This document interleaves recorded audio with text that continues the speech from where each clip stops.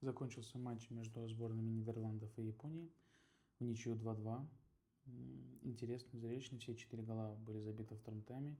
Поэтому, кто дотерпел, не уснул, поздравляем с этой феерией. Что сказать по матчу? Побольше смелости, наглости в атаке японцам. И я думаю, это было бы прям а-ля 1/4 чемпионата мира спокойно. У Голландии, да, после 75-й минуты как будто бы бросили играть, уже 2-1 они вели. Там, не знаю, возможно, это ментальность, психология, это еще будет работать они с Рональдом Куманом в раздевалке. Но чувствуется, да, сыгранность Голландии, потенциал.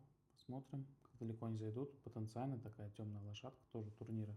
Могут быть и в финале, могут быть и в полуфинале высоко, в общем. В общем, такие новости.